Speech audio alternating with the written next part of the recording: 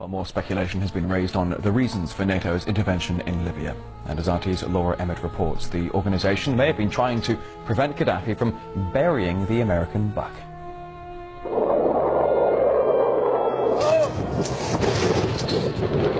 According to some, it's about protecting civilians. We must not tolerate this regime using military force against its own people. Others say it's about oil. The only reason they're interested with Libya is about the oil. You think we'd be in Iraq if the major export there was broccoli? But some are convinced intervention in Libya is all about currency, specifically Gaddafi's plan to introduce the gold dinar, a single African currency made from gold, a true sharing of the wealth. It's one of these things that you have to plan almost in secret, because as soon as you say you're going to change over from the dollar to something else, you're going to be targeted. There were two conferences on this, one in '96 and another one in the year 2000, called the World Mataba Conference, organized by Gaddafi. And everybody was interested. I think most countries in Africa were keen. Gaddafi didn't give up. In the months leading up to the military intervention, he called on African and Muslim nations to join together to create this new currency that would rival the dollar and euro. They would sell oil and other resources around the world only for gold dinars. It's an idea that would shift the economic balance of the world. Countries' wealth would depend on how much gold they have, not how many dollars they trade. And Libya has 144 tons of gold. The UK has double that, but 10 times the population.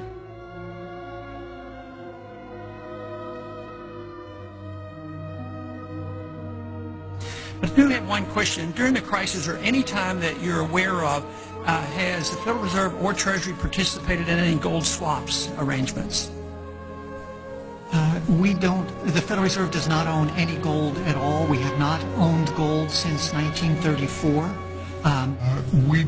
The Federal Reserve does not own any gold at all. We have not owned gold since 1934. The Federal Reserve does not own any gold at all. If Gaddafi had an intent to try to reprice his oil or whatever else the country was selling in the global markets and accept something else as a currency, or maybe launch a gold dinar currency, any move such as that would certainly not be welcomed by the power elite today who are responsible for controlling the world's central banks. So yes, that would certainly be something that would cause his immediate dismissal and the need for other reasons to be brought forth for removing him from power. It's happened before. In 2000, Saddam Hussein announced Iraqi oil would be traded in euros, not dollars. Sanctions and an invasion followed. Some say because the Americans were desperate to prevent OPEC from transferring oil trading in all its member countries to the euro.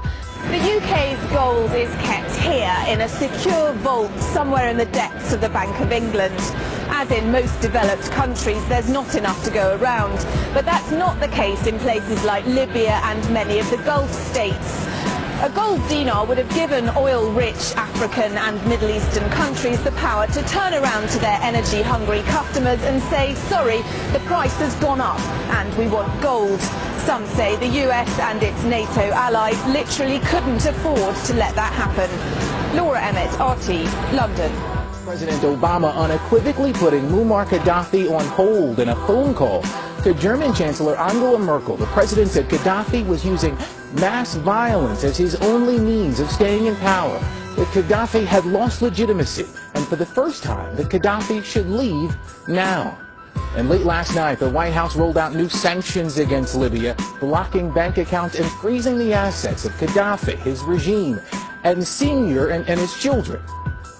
The president had held back on calling for Gaddafi to step down until U.S. citizens were safely out of the country. Today, the president intensified the pressure. Russ. Joel Brown at the White House. Well, right now, diplomats the world over are scratching their heads on how to manage the situation in Libya. And on top of sanctions, Colonel Gaddafi now faces the possibility of a no-fly zone over his country.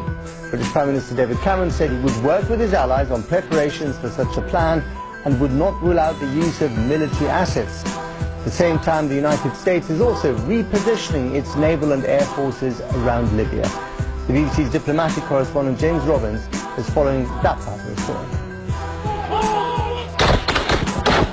These extraordinary pictures, apparently from the town of Misrata, suggest the scale of violence in parts of Libya as ground is fought over. These images are thought to come from the same town, as Colonel Gaddafi's regime is squeezed both by the scale of rebellion and increasing global pressure on him to give up now. First, the diplomatic pressure. In Geneva, foreign ministers focused on newly announced European Union sanctions. They're important because 85% of Libya's energy exports are to Europe. Hillary Clinton said no military action was pending, but at Westminster the Prime Minister made clear the option of enforcing a no-fly zone over Libya is being worked on. We do not in any way rule out the use of military assets. We must not tolerate this regime using military force against its own people. And in that context, I've asked the Ministry of Defence and the Chief of Defence Staff to work with our allies on plans for a military no-fly zone.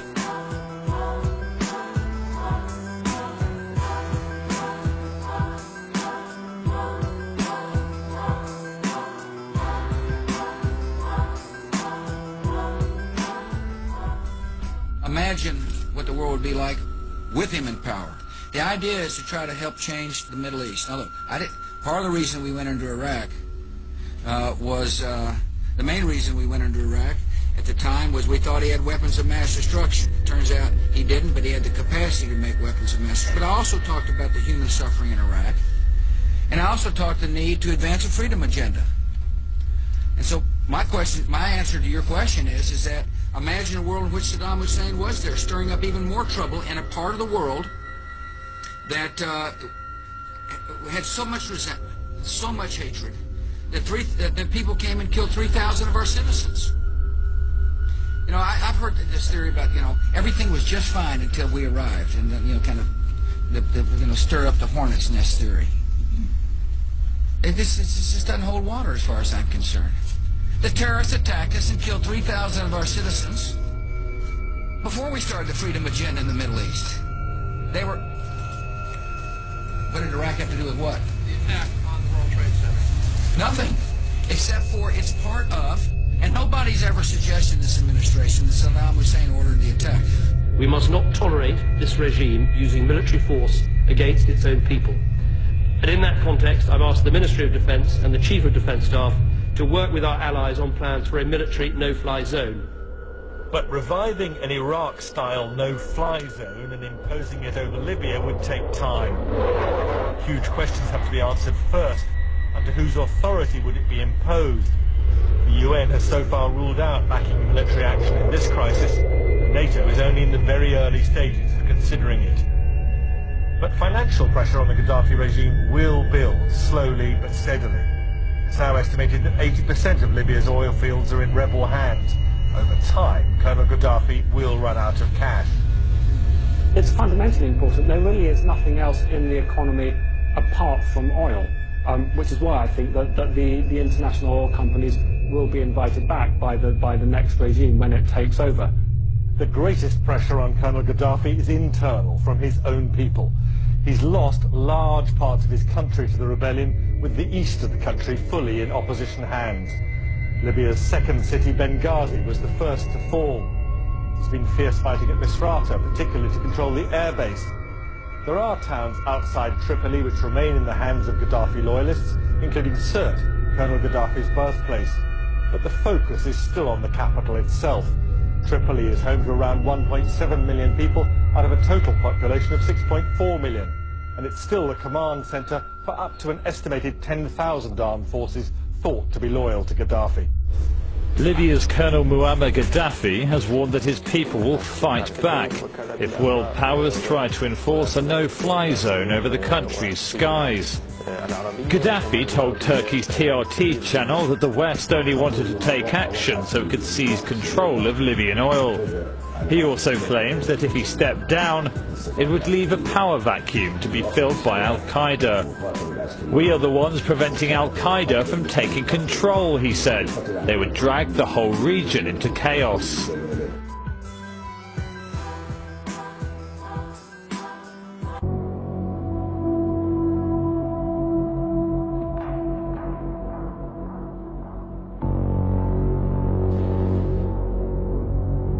Colonel Gaddafi's first interview for Western journalists since this crisis started. He agreed to see the BBC, ABC News from the United States, and the Sunday Times. He was fairly relaxed throughout the interview, which was held in a restaurant overlooking Tripoli port. He said the UN sanctions resolution against Libya was illegitimate. And then he was asked if he'd ever leave the country. As if anyone would leave their homeland, he said. In recent years, you've had a rapprochement with Western countries. You've had important Western leaders like Tony Blair coming here. But now there are Western leaders who are queuing up to say that you should go. Do you feel a sense of betrayal about that? Of course it's betrayal, he said. They have no moral. Mr. Gaddafi said, we didn't understand the Libyan system. No, I understand the system that you have here. But internationally, you're regarded You don't as understand the system here. No.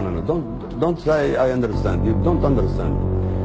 And the world don't understand the system here. The biblical system here. The authority of the people. You don't understand it. But how do the people show their authority then? Because some who've gone out onto the streets to protest say that your people have shot at them. No demonstration at all in the streets. أنت شفت مظاهرات?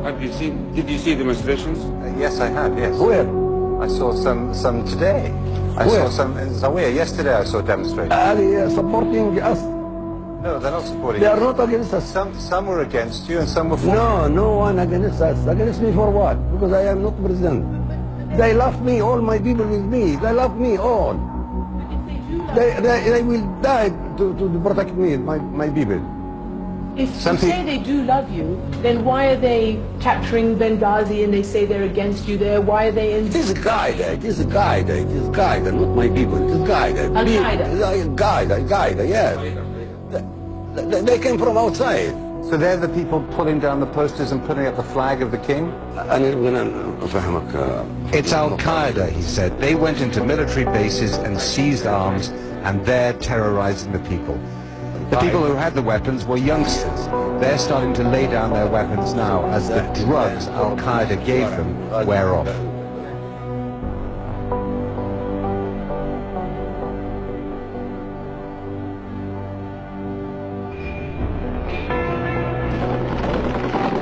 Even bin Laden's displays of strength for the Western media were faked.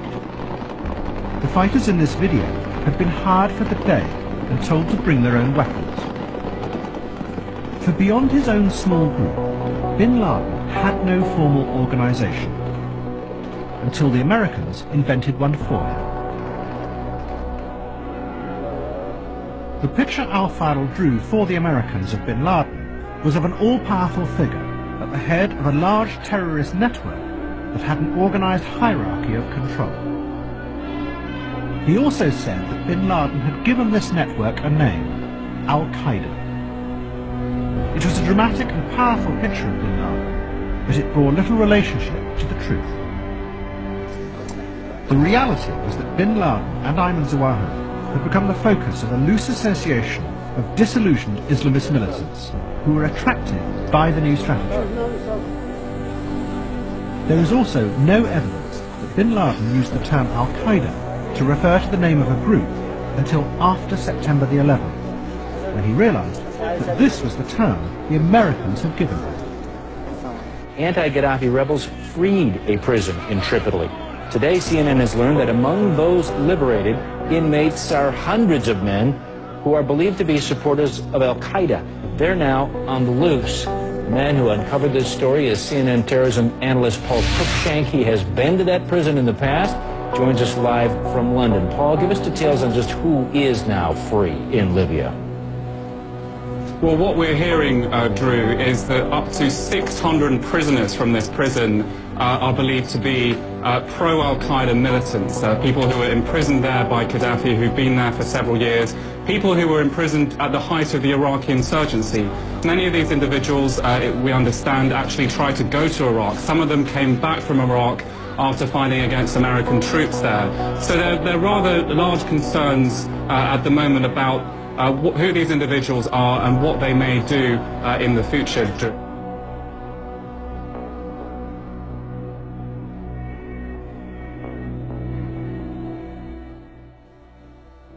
U.S. President Barack Obama called on Muammar Gaddafi to stop the bloodshed and fighting in Libya, as rebels and forces loyal to him continue to clash on Monday. Although it's clear that Gaddafi's rule is over, he still has the opportunity to reduce further bloodshed by explicitly relinquishing power to the people of Libya and calling for those forces that continue to fight to lay down their arms for the sake of Libya. While rebels search Tripoli for Gaddafi, some forces loyal to the autocratic leader fiercely continued the fight.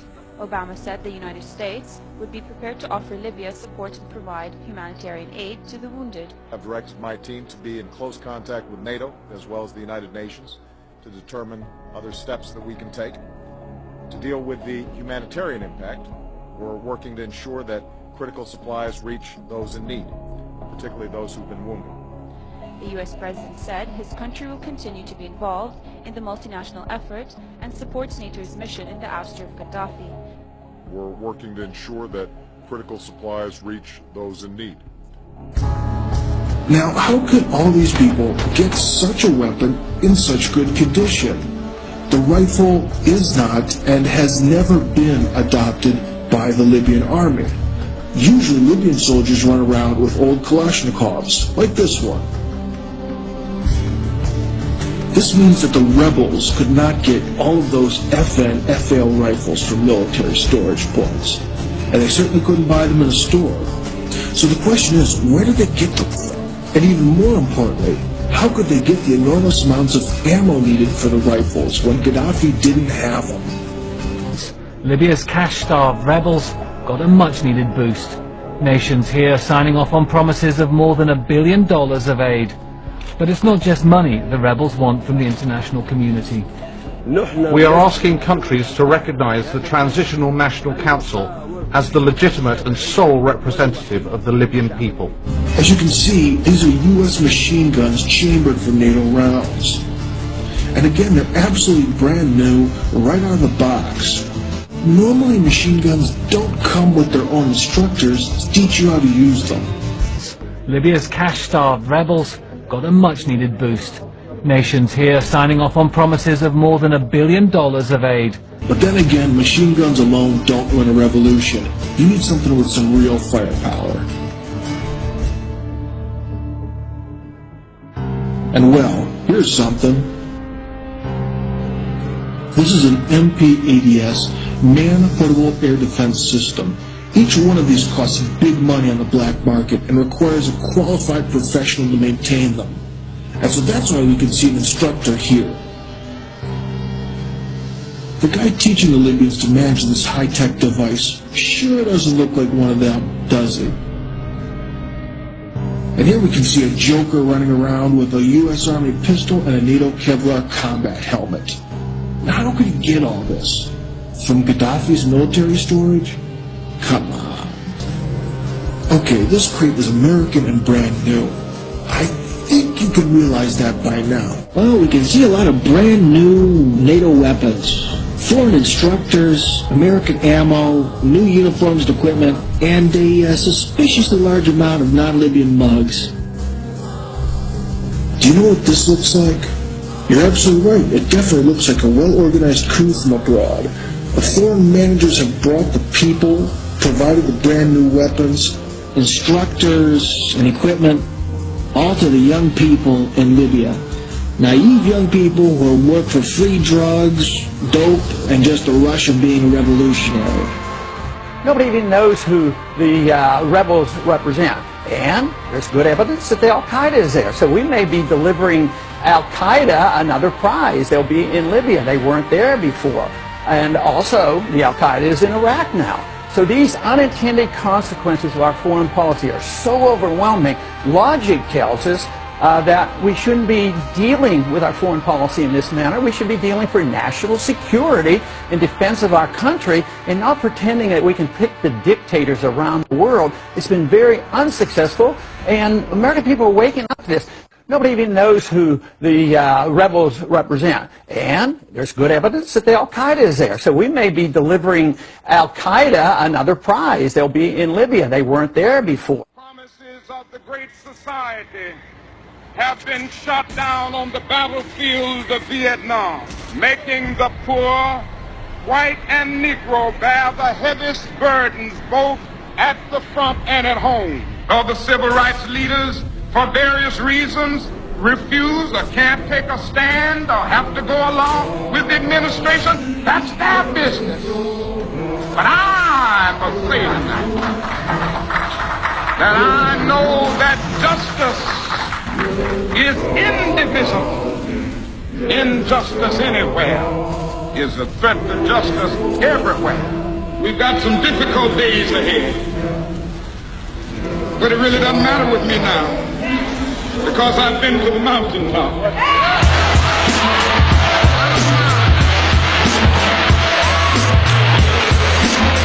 Like anybody, I would like to live a long life, longevity has its place. But I'm not concerned about that now. I just want to do God's will.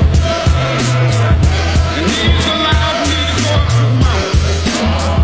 I've looked over. I've seen the promised land. I may not get there with you, but I want you to know tonight that we as people will get to the promised land.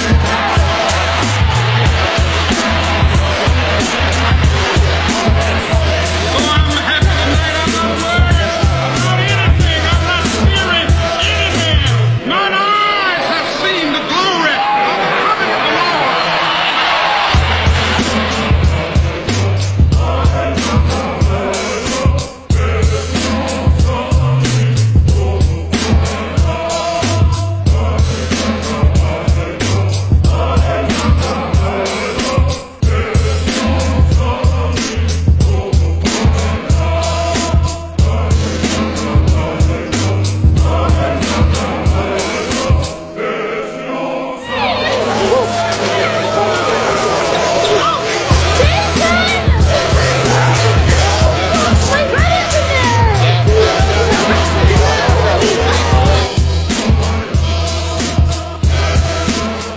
I want to say to Al Jazeera, wake up, because you are in dreaming. No one can kill Muammar Gaddafi. All Libyan with Muammar Gaddafi. We invited the foreign media to come to Tripoli and to Libya and to see and to watch and to send their reports to their channels. We noticed that the administration or management of their channels selected what they want from these reports and eliminate or delete what does not serve their purposes. Which is why people here are angry. Mohammed's taken a few days off from his work as an engineer to join the throngs of Gaddafi supporters in downtown Green Square. They're hiding this. They're hiding this. Well, what's going on now? Okay, all the people are here. Just, of course, yes, just to be supportive for our leader Muammar Gaddafi. Okay, and they want to hide this. But, say analysts, it's not just what's being hidden. It's also what's actually being said. What we're getting is a pro-U.S., pro-Pentagon, one-sided picture of a situation which fills the media with the idea that there's freedom fighters involved in Libya and that there's a government regime that's been an atrocious terrorist government for the since 1970, roughly. This is nonsense. Here, the Jazeera, you say I'm not in Tripoli, maybe I'm in Afghanistan, maybe I'm in Iraq. The war is clearly not in Tripoli. And just as clearly, Western media has been a little too quick to write off Gaddafi. Holislia, RT, Tripoli.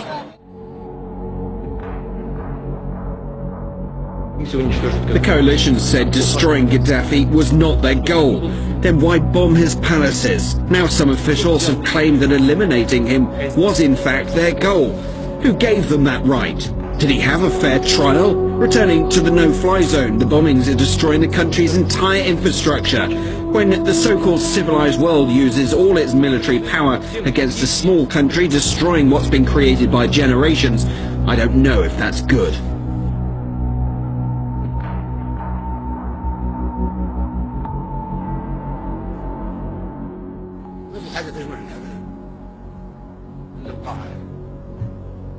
تجي قوة أجنبية تحتل دولة عربية وتسمع قرايصها واحنا نتفرج عليهم وليش ما نحققوا في شنق صدام حسين؟ كيف يصير حرب يسمع؟ لا تتكلموا عن سياسة صدام حسين والخلاف معاه السياسي، كنا مختلفين سياسيين مختلفين حتى مع بعضنا نحن الآن. قيادة عربية بالكامل تقتل تشنق المشانق مع انتظار لماذا؟ وممكن الدور جاي عليكم كلكم. نعم. ليش امريكا قاتلت مع صدام حسين ضد الخميني؟ كان صديقها. تشيني كان صديق لصدام حسين. رامل سلي كان وزير الدفاع الامريكي لما كان يدمروا في العراق، صديق وحميم لصدام حسين. واخيرا باعوه وشنقوه. حتى انتم اصدقاء امريكا، نحن اصدقاء امريكا، بلاش نقول انتم، نحن اصدقاء امريكا كلنا قد توافق امريكا على شنقنا في يوم ما. احنا شو للاسف الشديد احنا اعداء لبعضنا، كلنا نكره بعضنا ونتخاصم مع بعضنا ونكيد لبعضنا ونشمت في بعضنا نتآمر على بعضنا. احنا مخابراتنا نتآمر على بعضنا، ما تحمي فينا من العدو. احنا عدو لبعض، عدو العربي صديق للعربي الاخر. هل المقاعد الدائمة هل نحن متساويين فيها؟ ابدا غير متساويين. منبر الخطابة فقط زي ما تخطب في حديقة. Gaddafi upstaged Obama's 40-minute speech by speaking for an hour and a half, delivering a scathing attack from the podium against the world body. It was as if fireworks went off. Seriously, what he said was that the UN, the world body, has failed to intervene or prevent 65 wars since the inception of the UN in 1945. Now, as Gaddafi spoke from the podium, he was holding a copy of the UN Charter in his hands, waving it ferociously, and he was saying that the UN right now is not a democratic institution because it's really the Security Council that holds the power, particularly 5 veto-wielding members of the Security Council that hold the power. He said that the power needs to be held by the General Assembly. He said that's what would make this international body more democratic. And what he said that actually shocked everybody that was watching his speech was that the Security Council should instead be called the Terrorism Council. And we should not accept any resolution taken by the Security Council according to this composition right now. We were under trusteeship, we were colonized, we are independent, and now we are here to decide the future of the world in a democratic way that will maintain world and peace security. All people, small and big, are equals. This is terrorism, like the terrorism of the Qaeda. This is terrorism. This is in full contradictions and full intervention of the United Nations charters, and we signed that. And unless we do things in the charter of the United Nations according which we agreed, otherwise we don't speak diplomatically. We are not afraid. We are not coveting, and we were not being nice to anybody. Now we are talking about the future of the. There is no hypocrisy, no diplomacy, because it is a decisive and important vital matter.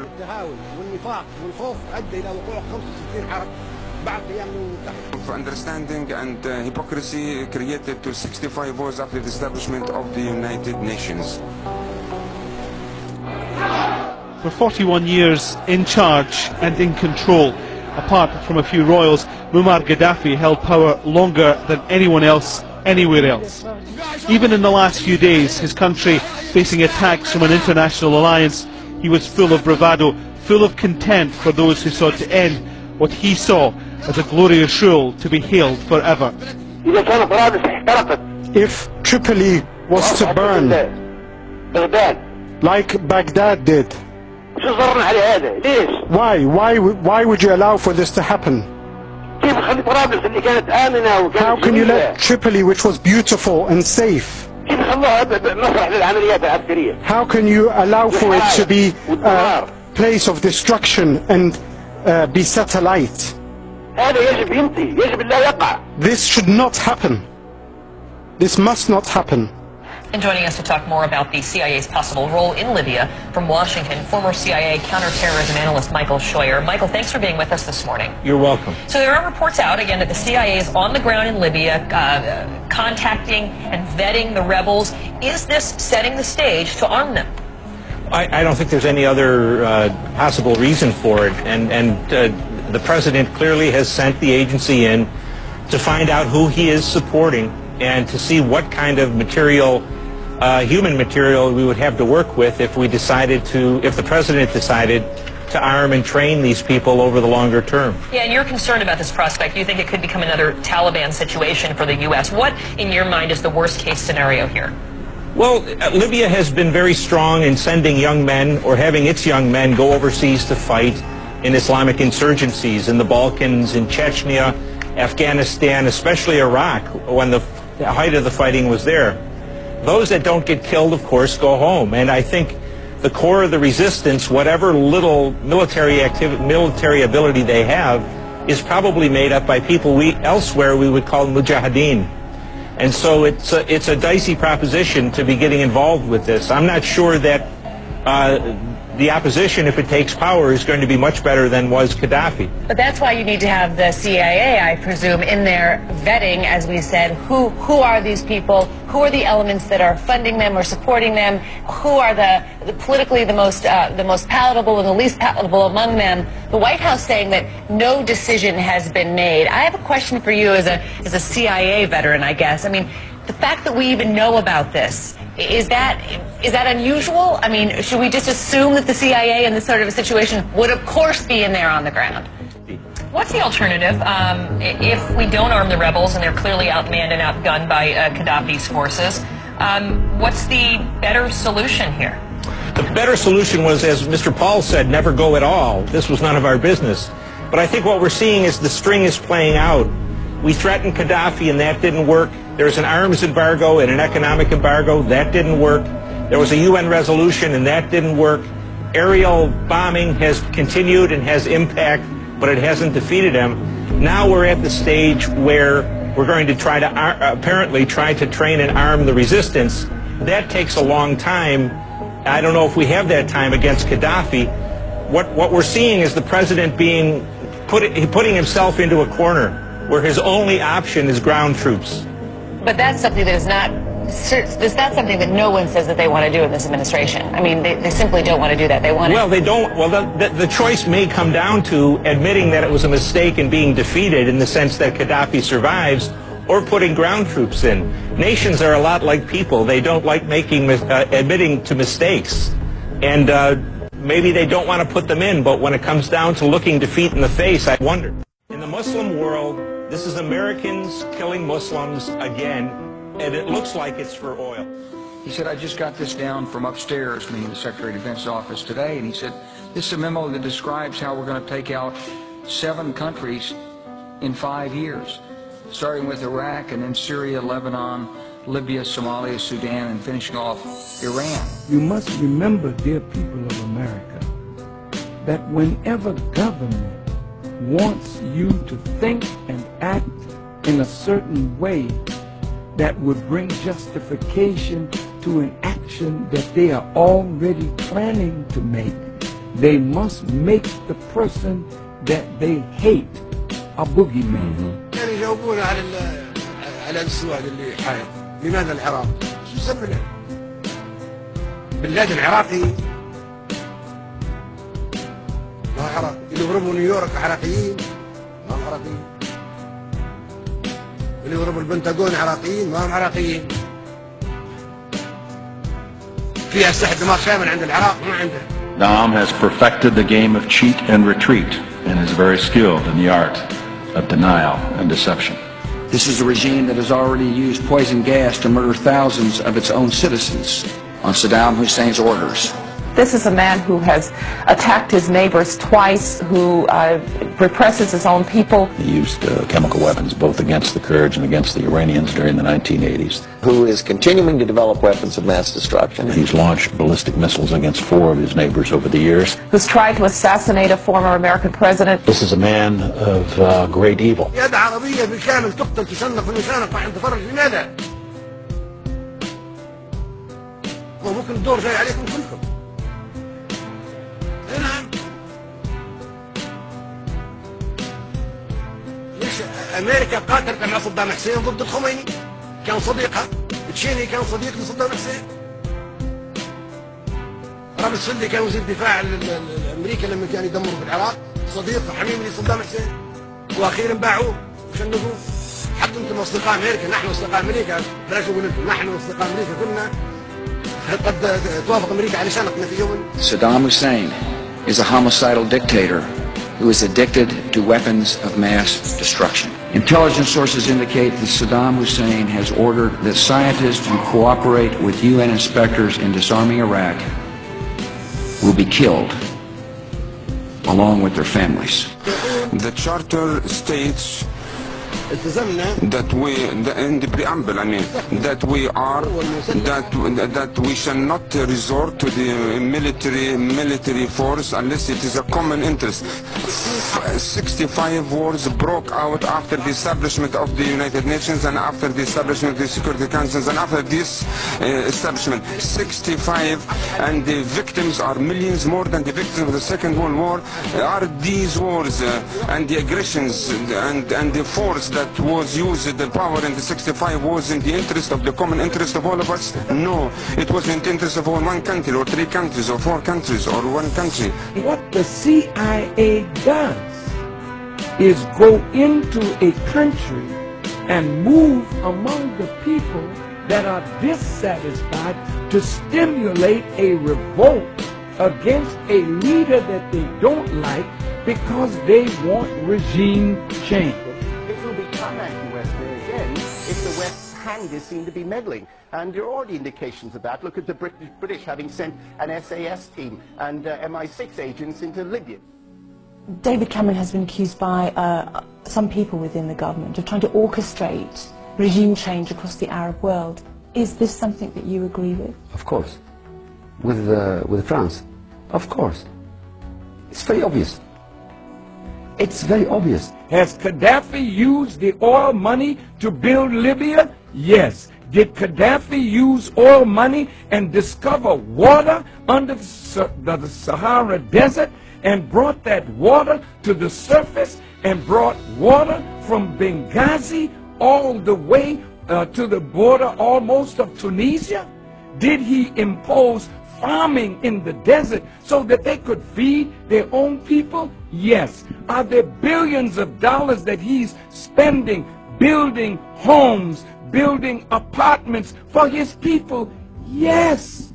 So something is under this. And so when America, England, France, 3 imperialist powers want to destabilize that country, is it that you're so concerned? You are hearing rumors, false reports. Please take your camera tomorrow morning, even this night. Go to every city in Libya. Everything is calm. Everything is peaceful. The point is there is a big gap between reality and the media reports. So is the unbalanced nature of the coverage. Rather than being impartial observers, some networks stop short of directing the protesters. But here the Al Jazeera crew is warming up the crowd in time for their next live report. Footage we see on American and British channels looks fake. They create an illusion of military action. Where are the aircraft? Where are the bomb raids? Where is the destruction and casualties we hear so much about? If all that is true, evidence should now be on the table of the Security Council. On both sides, the army and police on one, the insurgents on the other, only 150 to 200 people were killed. But it's claimed there were thousands. An attack on Muammar Gaddafi is an attack on Libya itself. It is treason. There is no uprising in the east, only a criminal enterprise by a few hundred gangsters. They are mystifying that the United Nations cannot see that. There's a constant refrain in this crowd. The people are happy, but Al Jazeera knows nothing. Well, the reports of Libya mobilizing its air force against its own people spread quickly around the world. But Russia's military chief says that they've been monitoring from space And the pictures tell a different story. According to Al Jazeera and to BBC, on the 22nd of February, Libyan government has inflicted airstrikes on Benghazi, the biggest city in the country, and on Tripoli. And according to Russia's military, they have not registered any of those airstrikes. According to them, the pictures show that nothing of that sort has been going on the ground. Now, the tough new sanctions and Gaddafi's increasing isolation are based on allegations that he has ordered airstrikes, bombing of civilian protesters. We have seen no evidence of that yet, and the Gaddafis strongly deny it. Are there any conditions under which you would support foreign military intervention in Libya? Facts, that's all. Only facts on the table of the UN Security Council saying that weapons were used against peaceful civilians in Libya. You know, we told them, the British and the French, we did challenge them. We told them, send fact-finding mission to Libya. The thing is, we don't have any facts. We have reports from the BBC, CNN, and other media featuring some machine gunner firing his machine gun in the air. At the same time, we don't see any aircraft attacking. Instead, we see people applauding the gunner for looking so cool. If there were a real aircraft attack in progress, they wouldn't be applauding. The U.S. has reportedly asked Saudi Arabia if it can supply weapons to the rebels in Benghazi. The Saudis have been told that opponents of Gaddafi need anti-tank rockets, mortars, and ground-to-air missiles to shoot down Gaddafi's fighter bombers. We say we're concerned about things happening in Libya. Please note the following. The North African cell of Al-Qaeda is also concerned about what's happening in Libya. Do you think that's a coincidence? Americans themselves have estimated that Libya, especially the eastern part of the country, which is where the rebels have reportedly gained control, is home to a large number of jihadists. They make up a fifth of world jihadists. It's enough to say that one of the rebel leaders in northeast Benghazi was once Osama bin Laden's personal driver. The question here is whether the U.S. is going to end up putting weapons in the hands of radicals and destabilizing the region even more. Anti-Gaddafi rebels are growing more confident and are now focusing on capturing Tripoli. With God's will, we will win. We're going out today for this tyrant and Zionist. With God's will, it will be his last day. This man has been investing in African development. This man has been moving throughout Africa. This man has friends all over the world. He may not be your friend, but if you take him out and kill him like he's some rotten fella that wants to kill his own people, what did you do in Waco? What did you do when your people rose up? Did you talk them out of it? No, they had weapons, you bombed them. What did you do in Philadelphia with the Move movement? Did you talk them out of their home, or did you bomb them? Let me focus on initially the issue of Libya. I want to talk about the substance of Libya, because there's been all kinds of noise about process and congressional consultation and so forth. Let's talk about concretely what's happened. I spoke to the American people about what we would do. You also took an oath, remember? You solemnly swore to preserve, protect, and defend the Constitution of the United States. I, Barack Hussein Obama, do solemnly swear that I will execute the office of President of the United States faithfully and will, to the best of my ability, preserve, protect, and defend the Constitution of the United States. You actually took it twice. Remember? You solemnly swore that to the best of your ability you would preserve, protect, and defend the Constitution of the United States. I, Barack Hussein Obama, do solemnly swear that I will faithfully execute the office of President of the United States and will, to the best of my ability, preserve, protect, and defend the Constitution of the United States. We have done exactly what I said we would do. Except, of course, the most important thing, your oath of office, where you solemnly swore to uphold the Constitution. And before the election, you told people that you would uphold it. You answered a question about this very thing, about presidential war powers. So, a lot of this fuss is politics. fuss. It's our Constitution. We were warned of exactly this abuse of power by the father of the Constitution. Madison wrote how the U.S. Constitution was deliberately designed to prevent the president from doing what Obama has done. In no part of the Constitution is more wisdom to be found than in the clause that confides the question of war or peace to the legislature and not to the executive department. Our Constitution was clearly written to prevent Obama from doing what he explicitly promised us he wouldn't do if we trusted him with the responsibility to preserve, protect, and defend the Constitution. And this suddenly becomes the cause célèbre for some folks in Congress? Come on. This guy should be impeached. There's no legitimacy to allow a president to continue after he's done such a thing with the most important issue, the issue of war. And this suddenly becomes the cause célèbre for some folks in Congress? Come on. He should be impeached. If there was any justice in this country, he swore an oath to the Constitution and he violated that oath.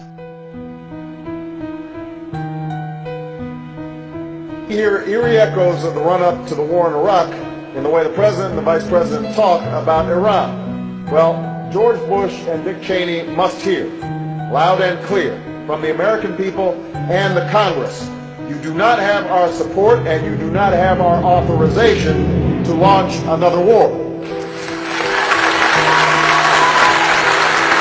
But I want to ask you about something you've been involved with. You said that if the President of the United States had launched an attack on Iran without congressional approval, that would have been an impeachable offense. Do you want to review that comment you made? Well, how do you stand on that now? Yes, I do. I want to stand by that comment I made. The reason I made the comment was as a warning. The reason I don't say those things lightly, Chris. You've known me for a long time. I was chairman of the Judiciary Committee for 17 years, or its ranking member. I teach separation of powers and constitutional law. This is something I know. So I got together and brought a group of constitutional scholars together to write a piece that I'm going to deliver to the whole United States Senate, pointing out the president has no constitutional authority to take this nation to war against a country of 70 million people unless we're attacked or unless there is proof that we are about to be attacked. And if he does, I would move to impeach him. The House obviously has to do that, but I would lead an effort to impeach him. The reason for my doing that, I don't say it lightly. I don't say it lightly.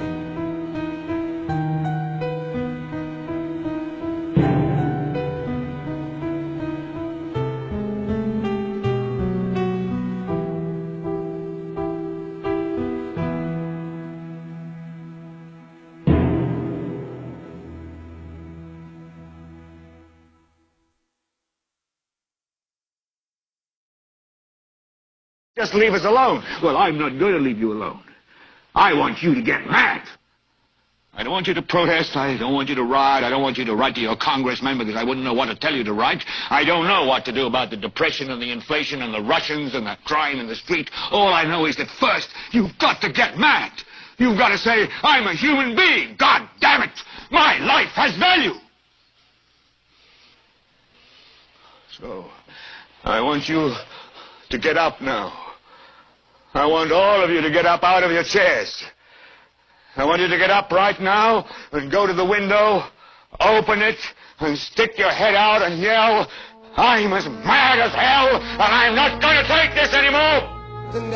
ما فيه ديمقراطية هناك،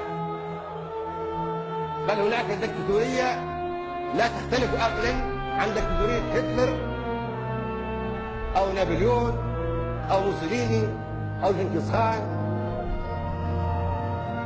أو اسكندر إلى آخر الطغاة. انتخابات أمريكية طلع مواطن أسود أصله من كينيا أفريقي ومسلم وكان يدرس في مدرسة إسلامية في إندونيسيا اسمه أوباما، والناس كلهم صفقوا لهذه الشخصية في الوطن العربي وفي العالم الإسلامي وفي أفريقيا، واستبشروا بخير وصفقوا له وصلوا من أجله ودعوا له بالنجاح، وربما يكونوا قد دخلوا حتى في حملة التبرع الشرعية لتمكينه من الفوز برئاسة أمريكا. لكن فوجئنا بأن أخانا وشقيقنا الافريقي الكيني الامريكي الجنسيه يطلع بتصريحات صدمت كل المؤيدين في العالم العربي وفي افريقيا وفي العالم الاسلامي. نحن نتمنى وربما تكون هكذا ان هي مجرد زي ما يقولوا في مصر كوزين انتخابي.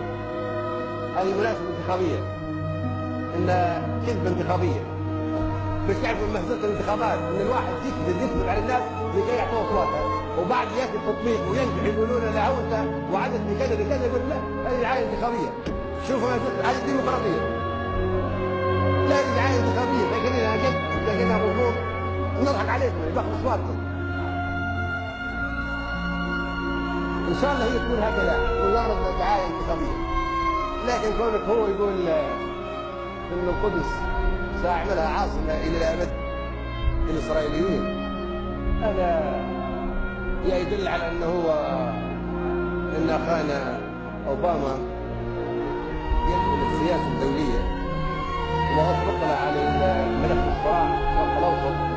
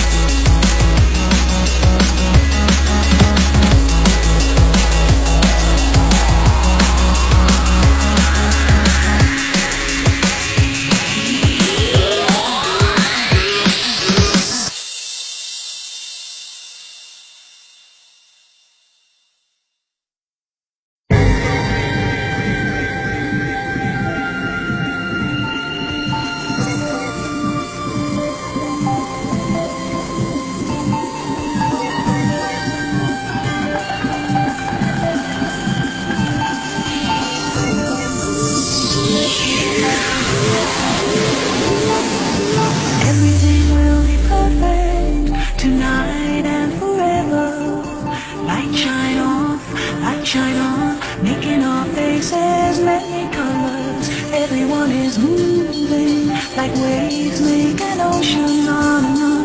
Everybody's singing, yes, this is happiness happening. La la la la la, la la la la la la, la la la la la la la, la la la la.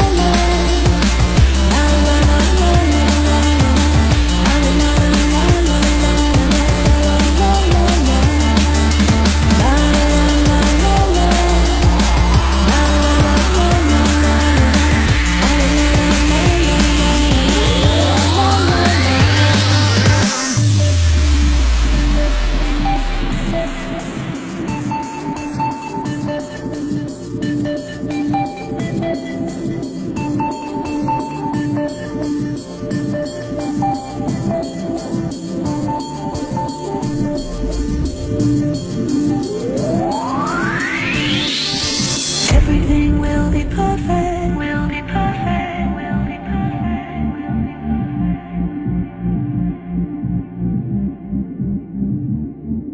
Everything will be perfect, will be perfect, will be perfect, will be perfect.